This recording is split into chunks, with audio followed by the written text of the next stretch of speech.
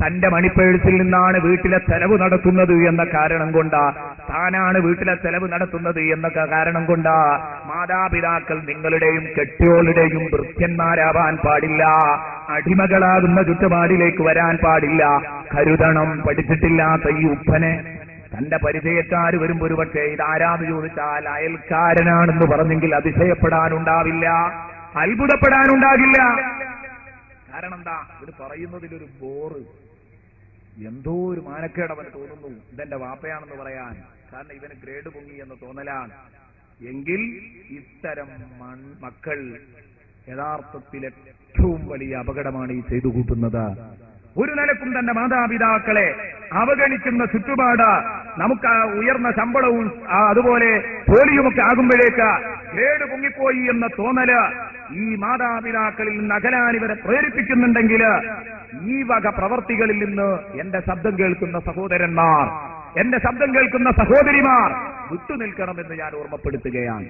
ഒരു കാരണവശാലും മാതാപിതാക്കളുമായി അകലാൻ പാടില്ല. നമ്മൾ എത്ര ഉയരുന്നോ അത്രയും നമ്മൾ മാതാപിതാക്കളോട് അടുക്കണം. അതിലാണ് നമ്മുടെ മഹത്വം.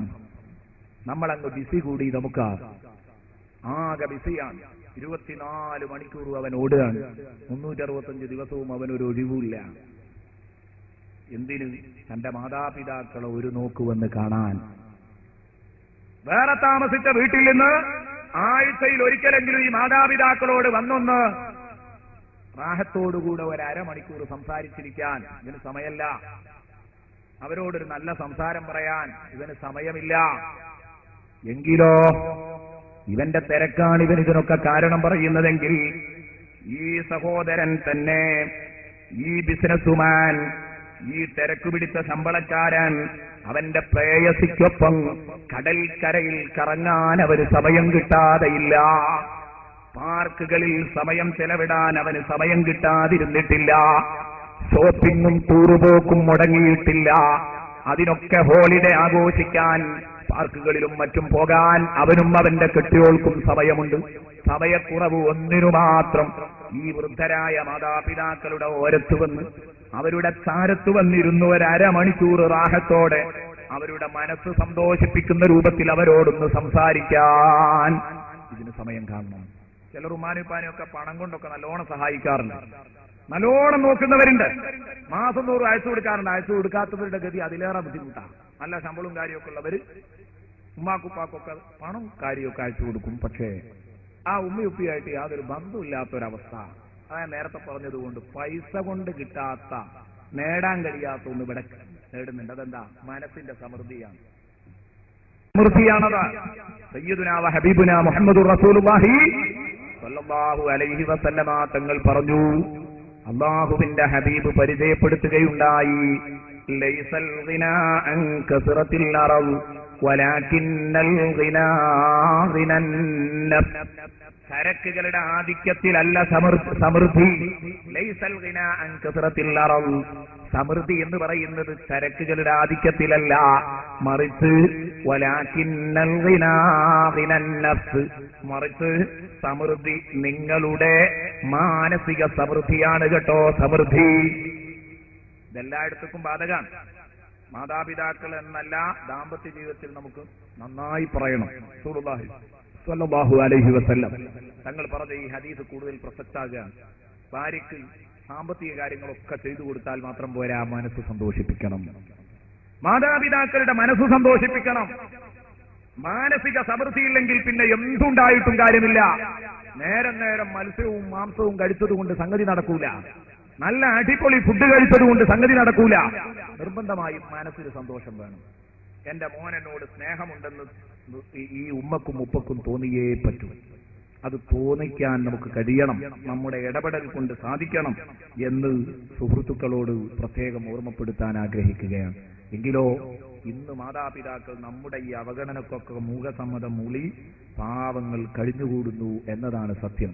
എങ്കിൽ ജീവിതത്തിൽ ഇതില്ലാതിരിക്കാൻ വേണ്ടി ശ്രമിക്കണമെന്ന് എന്റെ പ്രിയപ്പെട്ട കൂട്ടുകാരോട് ഉണർത്തിക്കൊണ്ട് നബി സല്ലല്ലാഹു അലൈഹി വസല്ലം മാതാപിതാക്കളെ സംരക്ഷിക്കുന്നതിന്റെ ഗൗരവം അറിയിച്ച ഹബീബ് മുഹമ്മദുർ റസൂലുള്ളാഹി ഉണർത്തിയ ഏതാനും വളരെ പ്രധാനപ്പെട്ട വചനങ്ങൾ എന്റെ കൂട്ടുകാരുടെ ശ്രദ്ധയിൽപ്പെടുത്തുകയാണ്.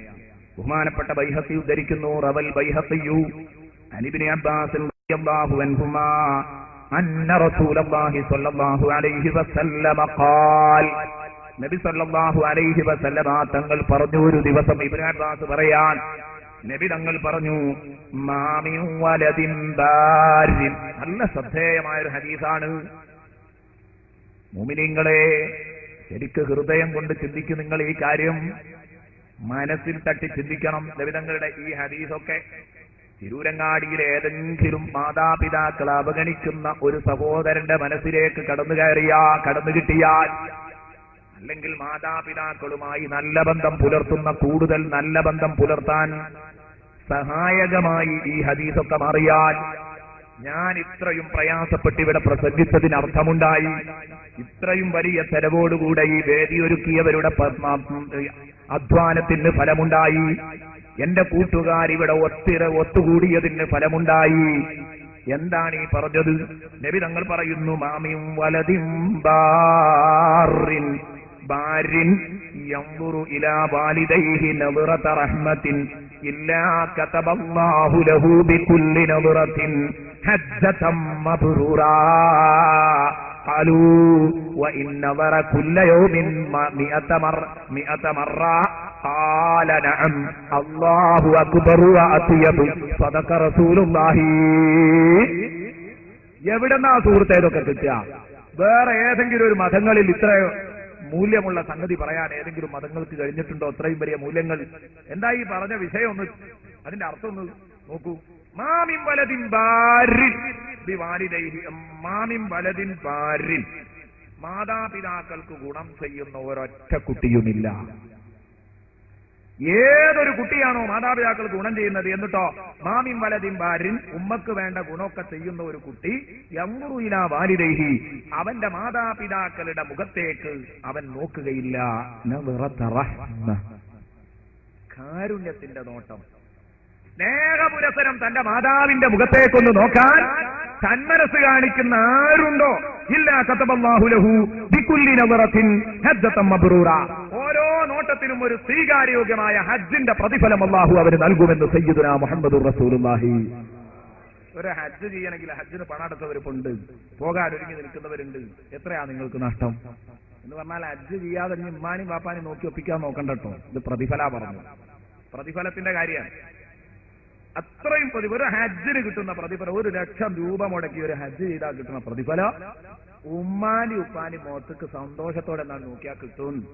ഇബ്നു അബ്ബാസ് പറഞ്ഞതാ, റസൂലുള്ള പറഞ്ഞു, ഇതാണ് നമ്മൾ നഷ്ടപ്പെടുത്തുന്നത് എന്ന് പറഞ്ഞാൽ, ഭാര്യ എന്തെങ്കിലും ഒന്ന് ഊതിത്തരുമ്പോഴേക്ക് പിന്നെ ഉമ്മാനെ കണ്ടൂടാ, ഉമ്മാനോട് കുത്തുവാക്ക് പറഞ്ഞ് ഉപ്പാനോട് കുത്തുവാക്ക് പറഞ്ഞ് എപ്പോഴും പാവ ഉമ്മയാണ് ഇതൊക്കെ സഹിക്കേണ്ടി വരിക. ഇൻഷാ അല്ലാഹ് ഞാൻ പറയുന്നുണ്ട്, നമ്മുടെ ആയത്തിൽ നമ്മുടെ ചർച്ചയിൽ അത് വരും. എന്താ ഈ ഖുർആൻ ഉമ്മാനെ മാത്രമാണല്ലോ ഖുർആൻ ഏറ്റവും കൂടുതൽ പറഞ്ഞത്. മറ്റൊരു ഉമ്മാന്റെ കട്ടപ്പാടാ ഖുർആൻ ഉണർത്തുന്നതിന്റെ കാരണം ദബ്ബന്റെ ആക്രമണത്തിന് ഏറ്റവും കൂടുതൽ ഇരയാകൽ ഈ പാവാണ്. വയസ്സുകാലത്ത് ഏറ്റവും കൂടുതൽ പീഡനം അനുഭവിക്കൽ മക്കളിരിക്കും ഉമ്മയാണ്. പാപ്പ കുറെയൊക്കെ പിടിച്ചു നിൽക്കും, കണ്ണുകാട്ടി, മൂപ്പര് കണ്ണുകാട്ടി കുറച്ചൊക്കെ ഗൗരവത്തിൽ നിന്ന് വേണ്ടതൊക്കെ കുറെയൊക്കെ നേടിയെടുക്കും. പക്ഷെ ഉമ്മ പാവാണ്. കാരണം ഉമ്മാനെ കുത്താൻ മാത്രമല്ല, എന്റെ ഒപ്പം വേറൊന്നുണ്ട് മൂട്ടിക്കൊടുക്കാൻ, അതും കൂടെ അതിന്റെ ഒരു കാരണമാണ്. അതുകൊണ്ടാണ് ഞാൻ പറയുന്നത്, ജീവിതത്തിൽ കരുതണം. പക്ഷെ നേരത്തെ പറഞ്ഞ വിഷയങ്ങളൊക്കെ വരും, അത് ഇൻഷാ അല്ലാഹ് ഞാൻ നേരത്തെ നാളെ സംസാരിക്കുമ്പോൾ കൂട്ടി സംസാരിക്കാം. ഉമ്മമാരെ അടുത്ത് അപാകത ഉണ്ടാവാൻ പാടില്ല, മക്കളെടുത്ത് ഉണ്ടാവാൻ പാടില്ല, എങ്കിലേ നന്നാവാൻ പറ്റൂ. ഏതായാലും ഇപ്പോൾ ഇവിടെ പറഞ്ഞു വന്നത് ഉമ്മാന്റെ മുഖത്തേക്കൊന്ന് നോക്കാം സന്തോഷപൂർവ്വം. പക്ഷേ നമ്മൾ ഒരു കാര്യം മനസ്സിലാക്കണം, ഈ ഉമ്മാന്റെ മുഖത്തേക്ക് നോക്കുക എന്ന് പറയുമ്പോൾ പലർക്കും ആ സന്തോഷത്തോടുള്ള നോട്ടും ആ ചിരിച്ചുകൊണ്ടുള്ള അഭിസംബോധനയൊന്നും കഴിയൂല ചിലപ്പം. കാരണം സംഗതി ശരിയാണ്, നിങ്ങളെ ഭാര്യനെ പോലെ തന്നെ ചിലപ്പം കാണാൻ കോലുണ്ടാവണമെന്നൊന്നുമില്ല, എന്നാലും ഒന്ന് നോക്കണം. ഉമ്മാന്റെ മുഖത്തേക്ക് നോക്കിയാൽ ഉമ്മാന്റെ മുഖം കുളിഞ്ഞിട്ടുണ്ടാവും, കവിള് കുഴിഞ്ഞിട്ടുണ്ടാകും, പല്ലുകൾ കൊഴിഞ്ഞിട്ടുണ്ടാകും, പ്രായാധിക്യം കൊണ്ട് ഉമ്മ ആകെ വാടിത്തളർന്നിട്ടുണ്ടാകും. പക്ഷെ ഒരു കാര്യം, നിങ്ങളെ ഭാര്യയെ പോലെ സുന്ദരിയല്ലെങ്കിലും ആ മുഖമുണ്ടല്ലോ, അത് അള്ളാഹുവിന് വല്ലാത്ത ചന്തമാണ്. അള്ളാഹുവിന് അത്രയും ഇഷ്ടവും പൊരുത്തമുള്ള മുഖമാണ്. ആ മുഖത്തേക്ക് നിങ്ങൾ സന്തോഷപൂർവ്വം ഉമ്മ എന്ന് വിളിച്ചിട്ടൊരു നോട്ടം. കയറി ചെല്ലുമ്പോൾ, വീട്ടിലേക്ക് ചെല്ലുമ്പോൾ ഉമ്മ വീട്ടിലുണ്ടെങ്കിൽ ഉമ്മ എന്ന് തന്നെ വിളിക്കുക. ഭാര്യയെ വിളിക്കുന്നതിന് പകരം സ്വന്തം ഉമ്മാനെ തന്നെ ഒന്ന് വിളിച്ചാൽ, എന്തെങ്കിലും വിശേഷിച്ച് കയ്യിലുണ്ടെങ്കിൽ അത് ഉമ്മയുടെ കയ്യിലേൽപ്പിച്ചാൽ അതിലൊരു പ്രത്യേക റാഹത്ത് കിട്ടാൻ പോകുന്നു. എന്താ റാഹത്ത്? ഒരു നോട്ടത്തിനൊരു ഹജ്ജിന്റെ കൂലി. അപ്പോ സ്വഹാബത്തിന് ഇതങ്ങളോട് ചോദിക്കാൻ, ഓരോ നോട്ടത്തിനും ഹജ്ജത്തം മബ്റൂറ, ഓരോ സ്വീകാര്യയോഗ്യമായ ഹജ്ജിന്റെ കൂലിയുണ്ട് എന്ന് പറഞ്ഞപ്പോ ഇവർ ചോദിച്ചു, വ ഇന്ന അളറ കുല്ല യൗമിൻ മിഅത മറ യാ റസൂലല്ലാഹ്, നബിയെ ഓരോ ദിവസവും 100 വട്ടം നോക്കിയാലും കിട്ടുമോ? അപ്പൊ 100 ഹജ്ജിന്റെ കൂലി കിട്ടൂലേ? ഇവർ ചോദിച്ചതാണ്. നബി തങ്ങൾ പറഞ്ഞു, നഅം, അതെ, 100 വട്ടം നോക്കിയെങ്കിൽ 100 വട്ടം നിങ്ങൾക്ക് ഹജ്ജ് ചെയ്ത കൂലി കിട്ടും. അല്ലാഹു അക്ബറു വ അത്യബ്, അല്ലാഹു പരിശുദ്ധനും അവൻ എത്രയോ മഹാനുമാണ്. അള്ളാന്റെ ഖജനാവിൽ തീർന്നെങ്കിലല്ലേ പേടിക്കേണ്ടതുള്ളൂ നിങ്ങൾക്ക് കൂലി തരാൻ. അള്ളാഹു തന്നിട്ട് ഒരിക്കലും തൊലയൂല. നിങ്ങൾ നോക്കിക്കോ, ഉമ്മാനെ സന്തോഷപൂർവ്വം നോക്കിക്കോ, ഉമ്മാന്റെ സന്തോഷവും പൊരുത്തവും വാങ്ങിക്കോ. മാതാപിതാക്കൾ മാത്രല്ല പിതാവിന്റേത്. ഇതിനൊക്കെ ഒരു നല്ലൊരു മനസ്സ് ആദ്യം നമുക്ക് വേണം. ബഹുമാനപ്പെട്ട സയ്യിദുനാ മുഹമ്മദുർ റസൂലുള്ളാഹി സ്വല്ലല്ലാഹു അലൈഹി വസല്ലമ തങ്ങള് ആയിഷ ബീവിയെ തൊട്ട് ഉദ്ധരിക്കുന്ന ഒരു ഹദീസിൽ കാണാം, നബി സല്ലല്ലാഹു അലൈഹി വസല്ലമ തങ്ങൾ പറഞ്ഞു, ഏത് ഇസ്രായിന്റെ രാത്രിയിൽ ഞാൻ സ്വർഗ്ഗത്തിൽ പ്രവേശിച്ചു. ദഖൽതുൽ ജന്നത ഫസമിഅതു ഫീഹാ ഖിറാഅ, ഞാൻ സ്വർഗത്തിൽ കടന്നപ്പോ സ്വർഗത്തിൽ ഞാനൊരു ഓത്ത് കേട്ടു. നല്ല മധുരമായ സൗണ്ടിൽ ഒരാൾ ഖുർആൻ പാരായണം ചെയ്യുന്നു. ആരാണ് റബ്ബേ സ്വർഗത്തിൽ വന്ന് ഖുർആൻ ഓതുന്നത്? ഞാനിങ്ങനെ ശ്രദ്ധിച്ചു നോക്കി. ഫഖുൽതു, ഞാൻ എന്റെ കൂടെയുള്ള മലാക്കമാരോട് ചോദിച്ചു, മൻ ഹാദാ, ആരാണ് ഈ ഖുർആൻ ഓതുന്നതെന്ന് ചോദിച്ചപ്പോ ഖാലൂ, എന്റെ കൂട്ടുകാരനോട് പറഞ്ഞു, ഹാരിസത്തു ബിനു നുഅ്മാൻ, ഹാരിസത്തു ബിനു നുഅ്മാൻ ആണ് കേട്ടോ. ഹാരിസ റളിയല്ലാഹു അൻഹു ആണ്. ശരി, ഹാരിസയാണോ? കദാലികുമുൽ ബർ, ഇതേ രൂപത്തിലാണ് ഉമ്മാക്ക് ഗുണം ചെയ്തവന്റെ അവസ്ഥ, നല്ലത് ചെയ്യുന്നവന്റെ അവസ്ഥ. വകാന അബറന്നാസി ബി ഉമ്മിഹി, നബി തങ്ങൾ പറയുന്നു, ഈ ഹാരിസയുണ്ടല്ലോ തന്റെ ഉമ്മാക്ക് ഇഷ്ടം പോലെ സേവനങ്ങൾ ചെയ്ത മഹാനാണ്. ഉമ്മയുമായി നല്ല ബന്ധം സ്ഥാപിച്ചത് ഉടക്കാതെ പോയ മഹാനാണ്. അതുകൊണ്ടാണ് നാളെ പരലോകത്ത് വെച്ച് ഖുർആനോദാൻ ബഹുമാനപ്പെട്ട ഹാരിസ് റളിയല്ലാഹു അൻഹുവിന് അവസരം കിട്ടിയതെന്ന് സയ്യിദുനാ മുഹമ്മദുർ റസൂലുള്ളാഹി സ്വല്ലല്ലാഹു അലൈഹി വസല്ലമ തങ്ങൾ ഉണർത്തുന്നു. ഇത് നമുക്കും കിട്ടണ്ടേ കൂട്ടുകാരെ? അതിന് വേണ്ടത് നമ്മൾ ചെയ്യണമെന്നായി പറയുന്നത്. ഒരൊറ്റ സംഭവം എന്റെ പ്രിയപ്പെട്ട കൂട്ടുകാരെ കേൾപ്പിക്കാം, സമയമില്ലാത്തത് കൊണ്ടാണ്.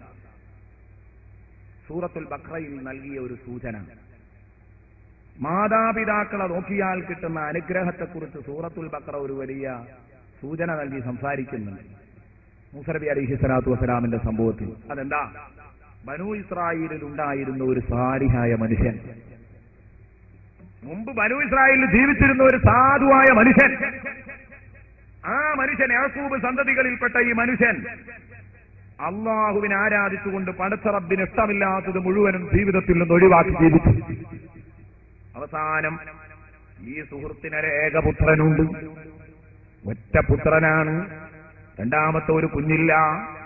ഈ കുഞ്ഞിന് തന്റെ വക ആകെ ഉണ്ടായിരുന്നത് തന്റെ കയ്യിലുള്ള ഒരു പശുക്കുട്ടിയാണ്. പക്ഷേ തന്റെ മരണമെടുത്തപ്പോ ഈ പശുക്കുട്ടിയെ തീറ്റിപ്പോറ്റി വളർത്താൻ ഈ കുഞ്ഞിനെ കൊണ്ടാവില്ല. അങ്ങനെ ഇദ്ദേഹം ഈ പശുക്കുട്ടിയെ കൊണ്ടുപോയി അള്ളാഹുവിൽ തവക്കുലാക്കി ഒരു കാട്ടിൽ കൊണ്ടുപോയി വിട്ടേക്കുന്നു. കാട്ടിൽ കൊണ്ടുപോയി വിടുന്ന സമയത്ത് ഇദ്ദേഹം പറഞ്ഞത്രേ, റസൂലുള്ളാഹി തങ്ങൾ പിൽക്കാലത്ത് നമ്മുടെ ഉമ്മത്തിന് പറഞ്ഞു തന്ന ഒരു കഥയാണ്, മുമ്പ് കഴിഞ്ഞുപോയ ഒരു കഥ. ഖുർആനിൽ അതിന്റെ ബാക്കി ഭാഗം നമുക്ക് കാണാൻ കഴിയും. അതുമായി ബന്ധപ്പെട്ട ചില ആയത്തുകൾ ഈ വിഷയമല്ല വിശദീകരിക്കുന്നത്, മറിച്ച് ഇതിനുമായി അതിന് ബന്ധമുണ്ട്. ഇസ്തൗദഅതുക അല്ലാഹുമ്മ ഇന്നി ഇസ്തൗദഅതുക, പടച്ചവനെ ഹാദിഹിൽ ഇജ്ല, ഈ പശുക്കുട്ടിയെ ഞാൻ നിന്നെ ഏൽപ്പിക്കുകയാണ്, ഇത് സൂക്ഷിക്കാൻ നിന്നോട് ഞാൻ ആവശ്യപ്പെടുകയാണ്. ലിബിനി, എന്റെ മോന് വേണ്ടി.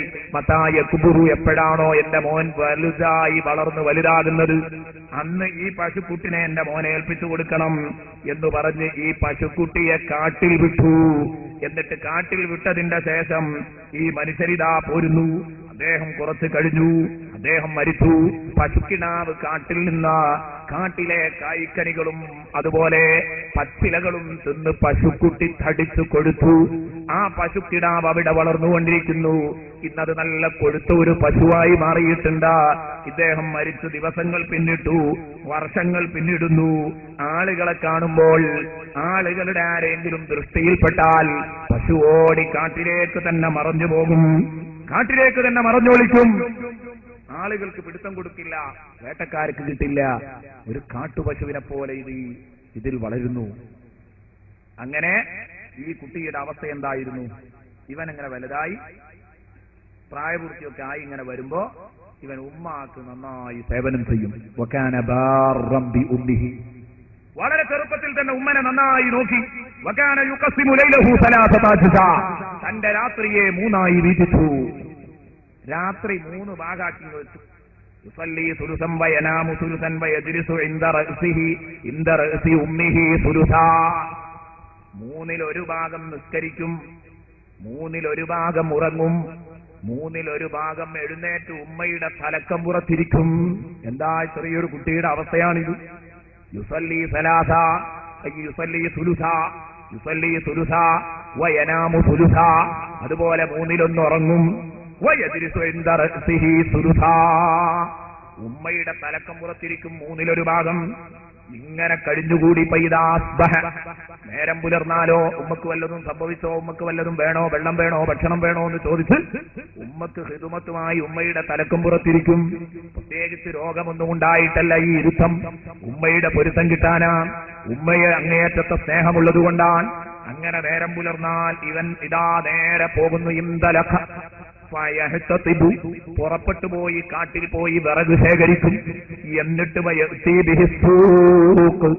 ആ വിറകുമായി അങ്ങാടിയിൽ വന്ന് ഫയബീഉഹു ബിമാ ശാ അല്ലാഹ്, അല്ലാഹു എത്രയാണോ ഈ കുട്ടിക്ക് വിധിച്ചത് ആ സംഖ്യക്ക് അന്ന് ആ വിറക് വില പറഞ്ഞു ഉറപ്പിച്ച് വിൽക്കും. നേരം വെളുത്ത് വൈകുന്നേരം വരെ വിറക് കിട്ടും. ആ വിറക് കൊണ്ടുവന്ന് വിൽക്കും. അങ്ങാടി കൊണ്ടുവന്ന് വിറ്റതിന്റെ ശേഷം അതിനെ 3 ആക്കും. അതുകൊണ്ട് കിട്ടിയ വിറകിന് കിട്ടിയ ആ പണം 3 ഭാഗാക്കും.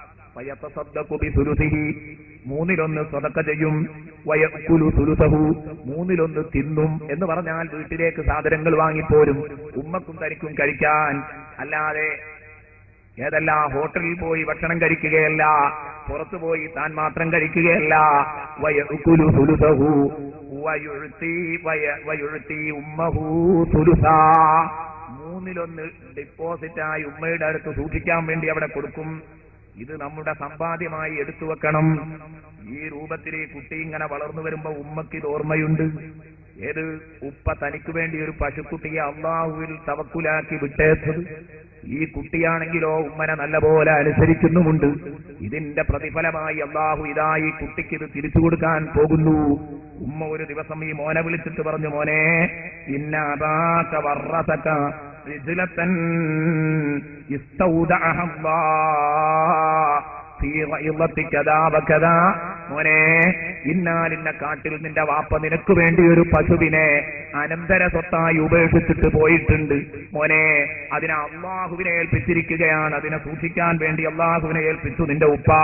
അതുകൊണ്ട് പോ, ആ കാട്ടിന്റെ അടുത്ത് എന്ന്, ആ വലിയ വനത്തിന്റെ അടുത്ത് എന്ന്, കാട്ടിന്റെ പുറത്തു നിന്ന് നീ അങ്ങ് വിളിച്ചാൽ മതി. ഫദുഉ, എന്നിട്ട് അവിടെ വെച്ച് നീ വിളിക്കണം, ഇലാഹ ഇബ്രാഹീം വഇസ്ഹാഖ വഇസ്മാഈൽ, ഇലാഹ ഇബ്രാഹീം വഇസ്മാഈൽ വഇസ്ഹാഖ്, നിന്റെ പൂർവ്വപിതാക്കന്മാരായ ഇബ്രാഹിം നബി അലൈഹിസ്സലാമിന്റെ, ഇസ്മായിൽ നബി അലൈഹിസ്സലാമിന്റെ, ഇസ്ഹാഖ് നബി അലൈഹിസ്സലാമിന്റെ, ബനൂ ഇസ്രായേലികളുടെ ഈ മഹാന്മാരായ പ്രവാചകന്മാരുടെ റബ്ബിനെ വിളിച്ച ആ റബ്ബിനോട് നീ പ്രാർത്ഥിക്കണം. അയ്യറുദ്ദഹ അലൈക്, ആ പശുവിനെ തിരിച്ചു തരാൻ വേണ്ടി പ്രാർത്ഥിക്കണം. അതിന്റെ അടയാളം, പശുവിനെ കണ്ടാൽ നിനക്കൊരിക്കലും കൺഫ്യൂഷൻ വരില്ല. വഅലാമത്തുഹാ, അതിനെ കണ്ടാൽ തിരിച്ചറിയാനുള്ള അടയാളം, നീ അതിന്റെ മുഖത്തേക്കങ്ങ് നോക്കിയാൽ യുഹയ്യലു ഇലൈക, നിനക്ക് തോന്നിപ്പോകും മോനെ, അന്ന ശുആഅ അശംസി യഖ്റുജു മിൻ ജിൽദിഹാ, സൂര്യകിരണങ്ങൾ അതിന്റെ ശരീരത്തിൽ നിന്നാണോ വരുന്നത്, അത്രയും തിളക്കമുള്ള ഒരു പശുവാണ് മോനെ, അത്രയും ചന്തമുള്ള ഒരു പശുവാൻ. വകാനത്തു സമ്മൽ മുദഹബ, അതിന് മുദഹബ എന്നായിരുന്നു പേരിട്ടിരുന്നത്. അതിനെ വിളിക്കാറുള്ളത് മുദഹബ എന്നാണ്. യാ മുദഹബ എന്ന് വിളിച്ചാൽ അത് ഓടി വരും. മുദഹബ എന്തിനാ അത് പേരിടാൻ കാരണം? ഉമ്മ പറഞ്ഞു ഹുസ്നിഹ വസഫുവതിഹ, അത്രയും തിളക്കവും സൗന്ദര്യമായിരുന്നു ആ പശുവിന്. അതുകൊണ്ടാണ് നിന്റെ ഉപ്പ അതിന് മുദഹബ എന്ന് പേരിട്ടത്. അതങ്ങ് വിളിച്ചാൽ മതി. നമ്മൾ സാധാരണ പറയാറുണ്ട് പശുക്കൾക്ക് അങ്ങനെ പേരൊക്കെ ഇടാറുണ്ട്. മുദഹബ, സ്വർണത്തെ പോലെ തിളക്കമുള്ളത് മുദഹബ. നമ്മൾ മലയാളത്തിലും പറയാറുണ്ട് പൊന്നി എന്നൊക്കെ പേരിടാറുണ്ട്. പൊന്നി എന്നൊക്കെ മൃഗങ്ങൾക്ക് പേരിടാറുണ്ട്. ഇതേ രൂപത്തിലുള്ള ഒരു പേരാണ്. ഇങ്ങനെ പേരിട്ടു. ആ പേര് വിളിച്ചാൽ മോനെ അത് ഓടി വരും നിന്റെ അടുത്തേക്ക്. അങ്ങനെ ഉടനെ തന്നെ ഈ കുട്ടി കാട്ടിൽ പോയി. ഇബ്രാഹിം നബി അലൈഹിസ്സലാമിന്റെ, ഇസ്മായിൽ നബിയുടെ, ഇസ്ഹാഖ് നബിയുടെ റബ്ബിനെ വിളിച്ച് പ്രാർത്ഥിച്ചു. എന്റെ റബ്ബേ, ഈ മഹാന്മാരുടെയൊക്കെ രക്ഷിതാവായ റബ്ബേ, എന്തിനാ ഇത് ഈ മഹാന്മാരെയും കൂടെ കൂട്ടി വിളിക്കുന്നത്? അതും കൂടെ കൂട്ടത്തിൽ മനസ്സിലാക്കണം. മഹാന്മാരെയും കൂടെ കൂട്ടി വിളിക്കുകയാണ് എന്റെ റബ്ബേ എന്നല്ല. ഇബ്രാഹിം നബിയുടെ, ഇസ്മായിൽ നബിയുടെ, അവരുടെയൊക്കെ ബർക്കത്ത് കൊണ്ട് സംഗതി കിട്ടണം. അതിനാണ് അവരെയും കൂടെ കൂട്ടി വിളിക്കുന്നത്. ഇവരുടെ റബ്ബേ, ഇവരുടെ റബ്ബിന്റെ നാമത്തിൽ ഞാനിതാ എന്റെ പശുക്കുട്ടിയെ വിളിക്കുന്നു എന്ന് പറഞ്ഞപ്പോ പശുക്കിടാവ് ഓടി വന്ന് കുട്ടിയുടെ മുന്നിൽ നിന്നു. ഇദ്ദേഹം പശുവിന്റെ കൊമ്പിങ് പിടിച്ചു. ഈ ചെറിയ ഈ ചെറുപ്പക്കാരൻ പശുവിന്റെ കൊമ്പിങ് പിടിച്ചപ്പോ പശു തലതാഴ്ത്തി ഇവന്റെ കൂടെ നടക്കുന്നു. അത്ഭുതമെന്ന് പറയട്ടെ, ഈ പശുക്കുട്ടി സംസാരിക്കുന്നു. പശു സംസാരിക്കുന്ന പശു പറയുന്നു, അയ്യുഹൽ ഫതൽ ബാറുബി ഉമ്മി, ഉമ്മനെ കൊണ്ട് ഉപകാരം ചെയ്യുന്ന, ഉമ്മാക്ക് ഗുണം ചെയ്യുന്ന, ഉമ്മയെ സേവിക്കുന്ന മോനെ, ഇർഖബ്നി, എന്റെ പുറത്തു കയറിക്കോ, ഫഇന്നഹു അഹ്വനു അലൈക്, അതല്ലേ നിനക്ക് എളുപ്പം. നടന്ന് പ്രയാസപ്പെടേണ്ട, എന്റെ പുറത്തിരുന്ന് നിനക്ക് വീട്ടിലേക്ക് അങ്ങെത്താം. നിന്നെ ഞാൻ വഹിക്കാം, നിന്റെ വാഹനമാണ് ഞാനെന്ന് പറഞ്ഞപ്പോ ഇക്കുട്ടി പറഞ്ഞു, കയറില്ല, നീ സമ്മതിച്ചാലും കയറില്ല, എനിക്ക് നടക്കുന്നത് പ്രയാസമാണ്, ഇരിക്കാൻ സുഖമാണ്. ഫഇന്നഹു അഹ്വനു അലൈക് എന്ന് നീ എന്നോട് പറഞ്ഞത് ശരിയാണ്. പക്ഷേ ഒരു കാര്യം, മാ അമറത്നി ബിഹി ഉമ്മി, എന്റെ ഉമ്മ എന്നോട് അങ്ങനെ കൽപ്പിച്ചിട്ടില്ല. എന്റെ ഉമ്മ പറഞ്ഞത് നിന്നെ പിടിച്ചു വരാനാണ്, നിന്റെ പുറത്തു കയറി വരാൻ എന്റെ ഉമ്മ പറയാത്ത കാലത്തോളം എനിക്കത് ചെയ്യാൻ കഴിയില്ലെന്ന് പറഞ്ഞപ്പോ ഉടനെ തന്നെ പറയുന്നു ഈ പശു പറഞ്ഞ മറുപടി. പശുവാണ് സംസാരിക്കുന്നത്, അത്ഭുതപ്പെടണ്ട. റസൂലുള്ളാഹിയുടെ കയ്യിൽ നിന്ന് ചരക്കല്ല് സംസാരിച്ചത് നമുക്കറിയാം. നുഅ്മാനിന്റെ കുതിര വന്ന് റസൂലുള്ളാഹിയുടെ മുമ്പിൽ വെച്ച് സംസാരിച്ചത് നമുക്കറിയാം. നുഅ്മാനിന്റെ കുതിര വന്ന് റസൂലുള്ളാഹിയുടെ മുമ്പിൽ വെച്ച് നിങ്ങൾ റസൂലുള്ളയാണെന്ന് പറഞ്ഞപ്പോ റസൂലുള്ളാഹി തങ്ങൾ തന്റെ വലതുഭാഗത്തുള്ള അബൂബക്കർ സിദ്ദീഖിന്റെ തോളില, അബൂബക്കർ സിദ്ദീഖിന്റെ ചുമലിൽ കൈവച്ചിട്ട് ചോദിച്ചു, ഈ ആള് നീ അറിയോ? അതാ അബൂബക്കറിന് സിദ്ദീഖ്. ആരാ പറയുന്നത്? നുഅ്മാനിന്റെ കുതിര. വിശ്വസിക്കാൻ വേണ്ടി വന്നതല്ല, നുഅ്മാൻ റസൂലുള്ളാഹിനെ ചോദ്യം ചെയ്തു വന്നതാ. പക്ഷേ കുതിര ഇത് പറയുന്നത് കേട്ടപ്പോ ബഹുമാനപ്പെട്ട നുഅ്മാൻ ആ സെക്കൻഡിൽ തന്നെ വിശ്വസിക്കുന്നു. ഉമറുൽ ഫാറൂഖിന്റെ കയ്യിൽ തോളിൽ കൈവച്ചപ്പോ ഉമറുൽ ഫാറൂഖ് എന്ന് പറഞ്ഞപ്പോ നബി തങ്ങൾ ഉസ്മാൻ റളിയല്ലാഹു അൻഹുവിന്റെ തോളിലേക്ക് കൈവച്ചു. അപ്പോൾ പറഞ്ഞു, ഉസ്മാനുൻ നഖിയ്യ് എന്ന് ആ കുതിര തന്നെ പറഞ്ഞു. അതേ രൂപത്തിൽ അലി റളിയല്ലാഹു അൻഹുവിന്റെ തോളിൽ നബി തങ്ങൾ കൈവച്ചപ്പോ അലിയുനിർ റളിയ്യ് എന്ന് പറഞ്ഞപ്പോൾ കുതിര തന്നെ അവിടെ വെച്ച് വിശ്വസിക്കുകയായിരുന്നു നുഅ്മാൻ റളിയല്ലാഹു അൻഹു. അതുകൊണ്ട് അതിലൊന്നും അത്ഭുതപ്പെടാനില്ല. എല്ലാ വസ്തുക്കളും സംസാരിക്കും. അല്ലാഹു തആല സംസാരിപ്പിച്ചാൽ സംസാരിക്കും, അല്ലെങ്കിലും എല്ലാം ഭൂമിയിൽ സംസാരിക്കുന്നുണ്ട്. സംസാരിക്കാത്തൊരു സാധനമില്ല. പക്ഷെ നമുക്ക് തിരിയുന്ന ഭാഷയിൽ സംസാരിക്കോ ഇല്ലേ എന്നാണ്. നുഅ്മാനിന്റെ ആ ഒട്ടകമൊക്കെ കുതിരയൊക്കെ അതൊരു വലിയ സംഭവമാണ്, പറയാൻ സമയമില്ല, കാരണം നമ്മുടെ വിഷയം പോവുമല്ലോ. അത് സംസാരിക്കാൻ നബി തങ്ങളോട് നുഅ്മാൻ പറഞ്ഞത് ഏറ്റവും നല്ലൊരു മുഅ്ജിസത്ത് കാണിച്ചു തന്നാൽ ഞാൻ വിശ്വസിച്ചോളാം. ആക്ഷേപിച്ച്, എവിടെടാ നിങ്ങളുടെ കൂട്ടത്തിൽ മുഹമ്മദ്, കള്ളൻ എവിടെ, പെൺഭ്രാന്തൻ എവിടെ എന്ന് ചോദിച്ചിട്ടാ വന്നത്. അപ്പൊ അലി റളിയല്ലാഹു അൻഹു നെഞ്ചത്താട് കയറിയിരുന്നത്, പിടിച്ചാട് തള്ളിയിട്ട് കുതിരന്റെ പുറത്തായിരുന്നു, ഇറങ്ങിയിട്ടില്ല, പിടിച്ച് വലിച്ചിട്ടിട്ട് നെഞ്ചത്താട് കയറിയിരുന്നു. പക്ഷേ റസൂലുള്ളാഹി വിലങ്ങി, അനങ്ങരുത് എന്ന് പറഞ്ഞു. അപ്പോ ഈ വാളിന്റെ തല മാറ്റി പിടിച്ചിട്ട് വാളിന്റെ പിടി കൊണ്ട് ഹൽക്കിനൊരു കുത്തു കൊടുത്തു അലി റളിയല്ലാഹു അൻഹു. എന്നിട്ട് പറഞ്ഞു, അതസുബ്ബു റസൂലല്ലാഹ്, റസൂലുള്ളാഹിക്ക് തെറി പറയേ, നബി പറഞ്ഞതുകൊണ്ട് എനിക്കൊന്നും ചെയ്യാൻ വയ്യ, അതുകൊണ്ടാണ് എന്ന് പറഞ്ഞിട്ട് എഴുന്നേറ്റു. എന്ന് പറഞ്ഞിട്ട് ആ സംഭവമാണ്. അപ്പോ കാണിച്ചു തരണം എന്ന് പറഞ്ഞപ്പോ റസൂൽ ചോദിച്ചു, ഈ ഒട്ടകം പറഞ്ഞു, ഈ കുതിരയാണ് പറഞ്ഞാൽ മതിയോ, ഞാൻ റസൂലാണ് മതി എന്ന് പറഞ്ഞു. അപ്പൊ ചോദിച്ചതിൽ അങ്ങേപ്പുറം റസൂലുള്ളാഹി തങ്ങൾ തെളിയിച്ചു കൊടുത്തു. അത് സംസാരിക്കാൻ ഒരുങ്ങിയപ്പോ ഹദീസിൽ നമുക്ക് കാണാൻ കഴിയും, നുഅ്മാനിന്റെ കുതിര തൊണ്ടയണക്കി എന്ന് പറഞ്ഞാൽ സൗണ്ടൊക്കെ ഒന്ന് ക്ലിയർ ചെയ്യാം എന്ന് പറഞ്ഞിട്ട് മനുഷ്യൻ സംസാരിക്കും പോലെ ഇങ്ങോട്ട് സംസാരിക്കാൻ ഒരുങ്ങും. എന്നിട്ടാ സംസാരിച്ചത്. അത്ഭുതപ്പെടാനൊന്നുമില്ല. അപ്പൊ ഇതൊക്കെ പശുക്കുട്ടി സംസാരിക്കാൻ സല്ലല്ലാഹു അലൈഹി വസല്ലമ തങ്ങൾ ഒരു മനുഷ്യൻ ഒരു പശുവിന്റെ പുറത്ത് ഇങ്ങനെ യാത്ര ചെയ്തു പോകുമ്പോ ആ പശുവിനെ തല്ലി ചതച്ചു ഇയാൾ. പശുവിന്റെ മേലെ ഇരുന്ന് പോകുന്നത് അത് പോകാൻ പാടില്ലല്ലോ. പശുവിന്റെ മുകളിൽ, അത് യാത്ര ചെയ്യാനുള്ള ജീവിയല്ല, കഴുതിയും കുതിരയൊന്നും അല്ലല്ലോ. അപ്പൊ ഇത് സംസാരിച്ചു. ഈ പശു എന്താ സംസാരിച്ചത്? നബി തങ്ങളുടെ വേദിയുടെ അടുത്തുകൂടെ നടന്നു പോകുന്നത്.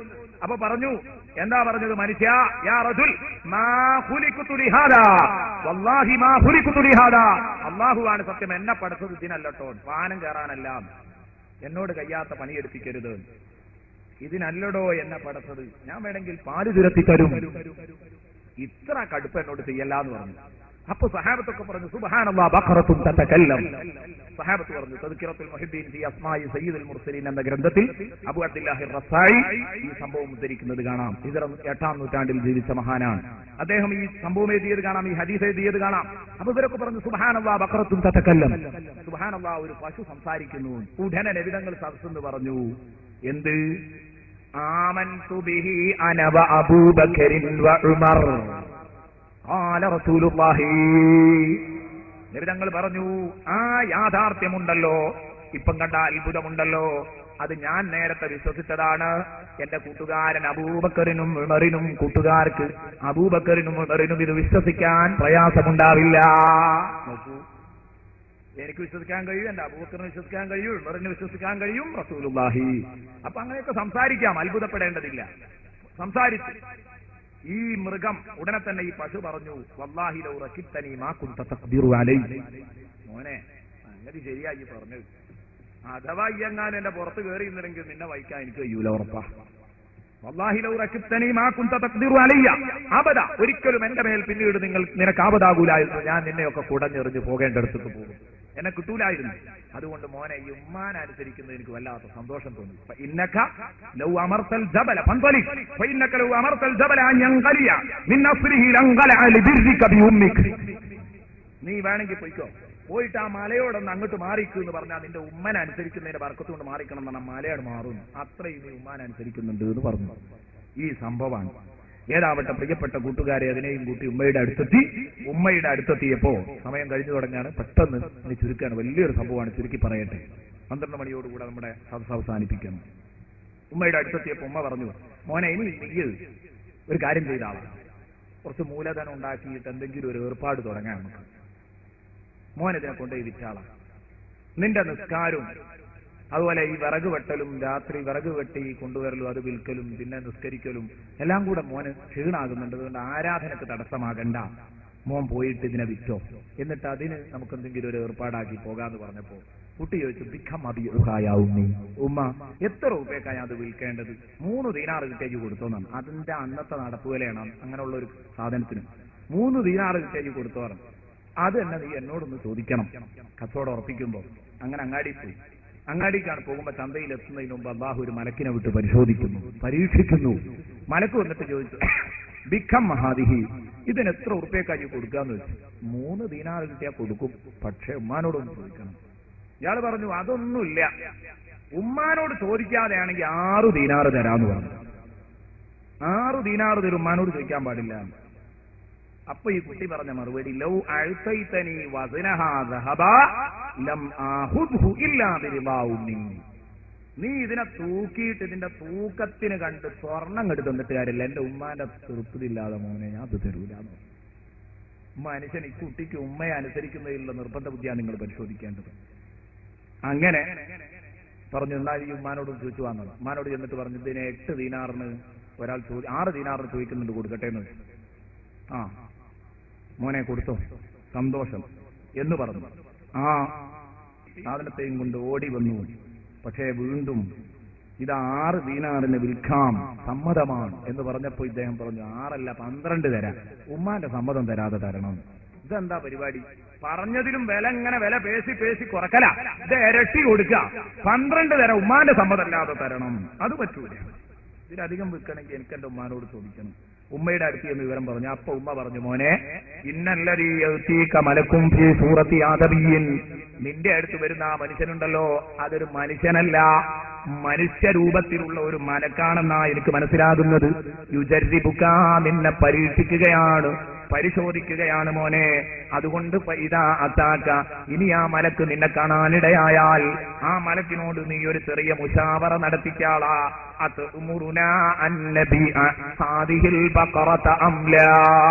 ഈ പശുവിനെ നമ്മൾ വിൽക്കണമെന്നാണോ നിങ്ങൾ പറയുന്ന, അല്ലാന്നാണോ പറയുന്നത്? നമ്മൾ ചോദിച്ചിട്ട് പോന്നാ മതിയാണ്. കാരണം അത് ചിലപ്പോൾ വിൽക്കണ്ടെന്ന് കരുതിയിട്ടായിരിക്കും ഇങ്ങനെ തട്ടിക്കളിക്കുന്നത്. അടുത്ത പ്രാവശ്യം കാണുമ്പോൾ ഇതിനെ വിൽക്കണോ വിൽക്കണ്ടെന്ന് അയാളോടൊന്ന് മുശാവറ നടത്തിക്കാളാന്ന് കണ്ടപ്പോ ചോദിച്ചു.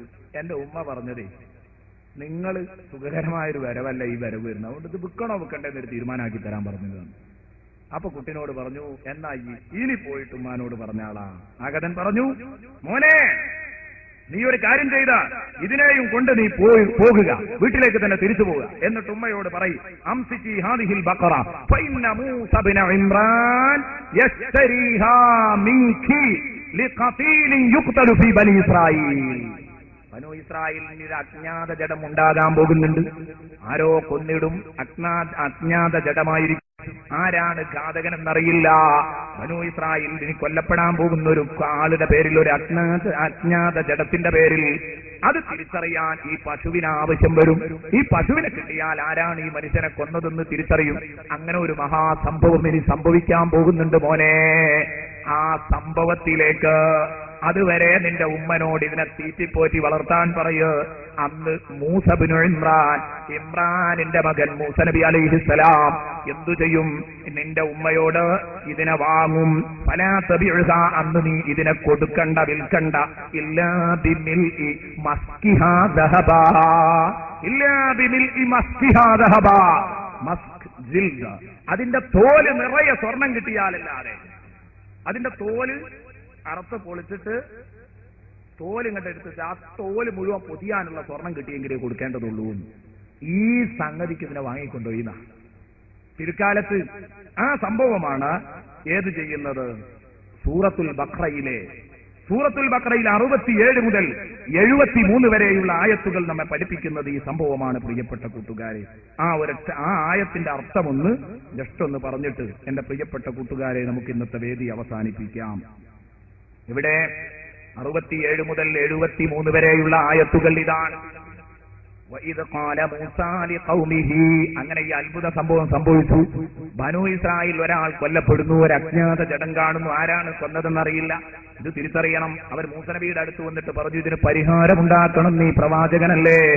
അതാ മൂസ നബി അലൈഹിസ്സലാം മൂസ നബി അലൈഹിസ്സലാം പറഞ്ഞ ആ മഹാസംഭവം, ആ സമയം നബിയെ നിങ്ങളൊന്ന് ഓർക്ക്. മൂസ നബി തന്റെ ജനതയോട് പറഞ്ഞു, ഇന്നല്ലാഹു യഅ്മുറുക്കും അൻ തദ്ബഹു ബഖറതൻ, അല്ലാഹു നിങ്ങളോട് പറയുന്നത് ഒരു പശുവിനെ അറുക്കണമെന്നാൽ. ഈ സൂറത്തിന്റെ പേര് തന്നെ ബഖറ എന്നായി പോയത് ഇതുകൊണ്ടാ, ഈ സംഭവം ഇതിലുള്ളത് കൊണ്ടാ. അൽ ബഖറ എന്ന പേരിൽ ഈ അധ്യായം അറിയപ്പെടാൻ കാരണം പശു എന്നാണ് ഈ അധ്യായത്തിന്റെ പേര്. നിങ്ങളോടൊരു പശുവിനെ അറുക്കണമെന്നാ പറഞ്ഞത്. എന്നിട്ട് ആ പശുവിന്റെ വാലുകൊണ്ട് ഈ മയ്യത്തിനെ അങ്ങ് അടിച്ച്, ആരാ നിന്നെ കൊന്നതെന്ന് ചോദിച്ചാൽ അത് എണീറ്റ് പറയും, ഇതാണ് കേട്ടോ തീരുമാനമെന്ന് പറഞ്ഞപ്പോ, ഇവര് പറഞ്ഞപ്പോ ഖാലൂ, മൂസ നബിയുടെ ഖൗമ് ബനു ഇസ്രായേൽ ചോദിച്ചു, അതത്തഖിദുനാ ഹുസുവാ, നീ ഞങ്ങളെ കുതിരയാക്കുകയാണോ മൂസ? നീ ഞങ്ങളെ പരിഹസിക്കുകയാണോ മൂസ? പശുവിനെ അർത്ഥതുകൊണ്ട് എങ്ങനെ ഘാതകൻ ആരാ കൊന്നതെന്ന് പിടികിട്ടുമോ? ഈ എന്താ ഞങ്ങളെ പരിഹസിക്കുകയാണോന്ന്?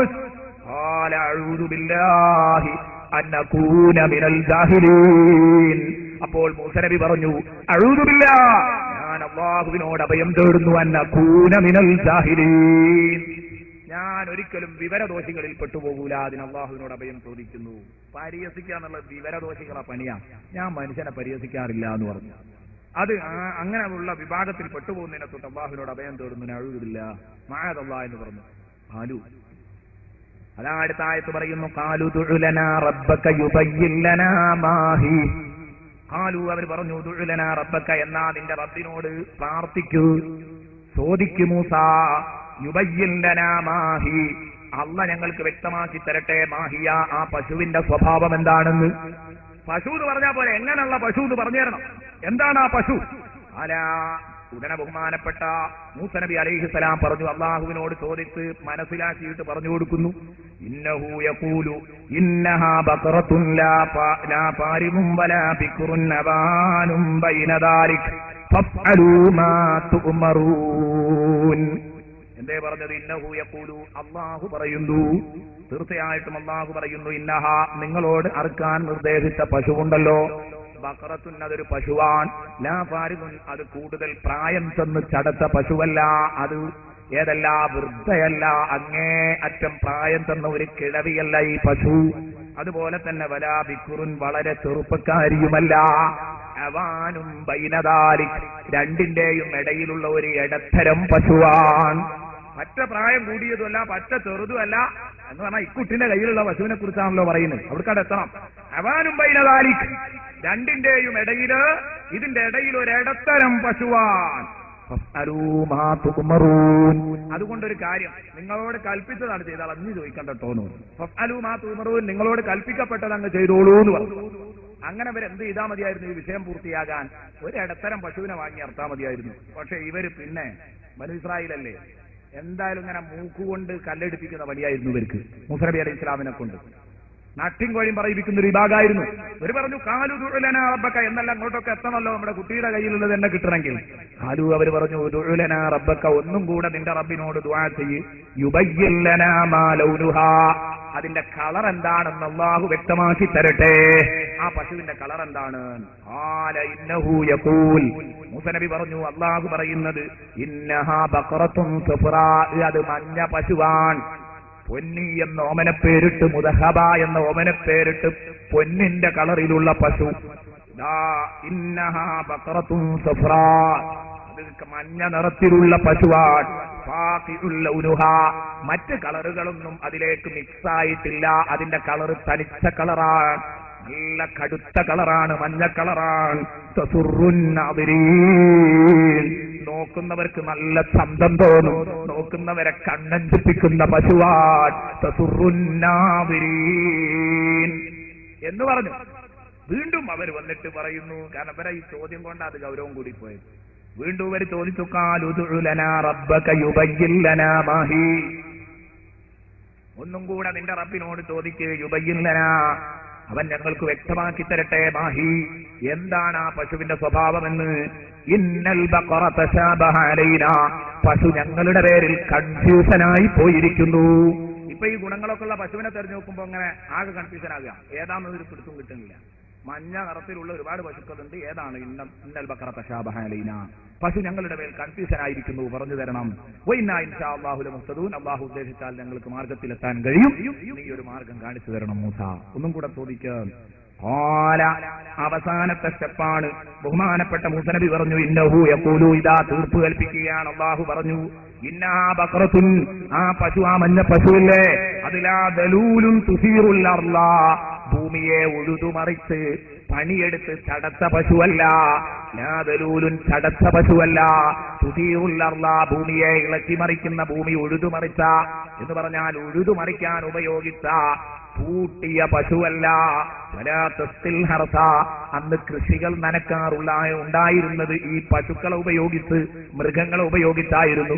അതുപോലെ ഏത് ചെയ്തിട്ടില്ല, കൃഷിയിടങ്ങളിലേക്ക് വെള്ളം തേവാൻ ഇതിനെ ഉപയോഗിച്ചിട്ടില്ല. ഇത് കാട്ടിൽ വളർന്ന പശുവാ, ഒരു വേലയും എടുത്ത് ഇത് ചടച്ചിട്ടില്ല.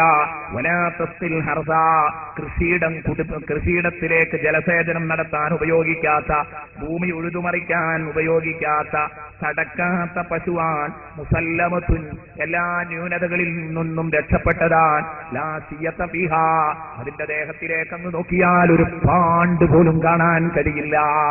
ഒരു പാണ്ട് എവിടെയെങ്കിലും, അല്ലെങ്കിൽ ഒരു പാട് ഇല്ല. കളർ എവിടെയെങ്കിലും എന്തെങ്കിലും ഒരു പാടോ ഉണ്ടോ?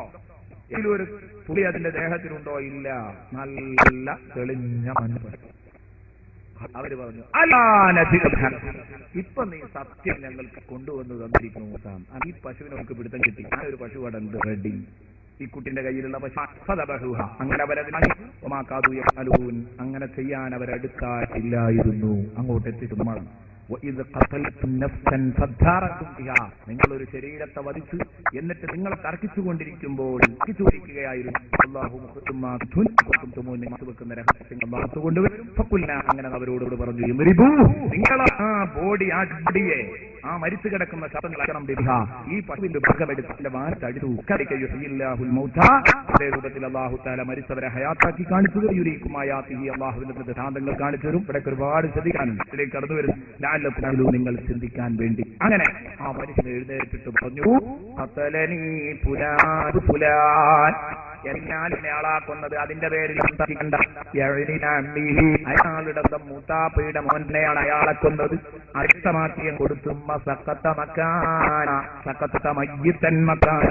അതേ സ്പോട്ടിൽ മയ്യത്തായ ഉടനെ തന്നെ വീണങ്ങും. നമ്മുടെ വിഷയം ഈ സൂറത്തുൽ ബഖറയിൽ പറഞ്ഞ ഈ പശു ഇപ്പോഴത്തൊക്കെ ബനൂ ഇസ്രായേലിനെ ടൈറ്റാക്കി ഈ കുട്ടിക്ക് വന്ന് ഇവർ കച്ചവടം അന്വേഷിച്ചപ്പോ പറഞ്ഞു, തോലെടുത്തിട്ട് ആ തോല് നിറയത്തുള്ളൂ. ഇവർക്കാണെങ്കിലോ ഈ പ്രശ്നം പരിഹരിക്കും വേണം, അതിന് മാർഗ്ഗമുള്ളൂ മുസലബി പറഞ്ഞു. ആ നേരത്ത് ഇത്രയും ഭാഷ തുക കൊടുത്തിട്ട് അവരാപ്പം വാങ്ങി.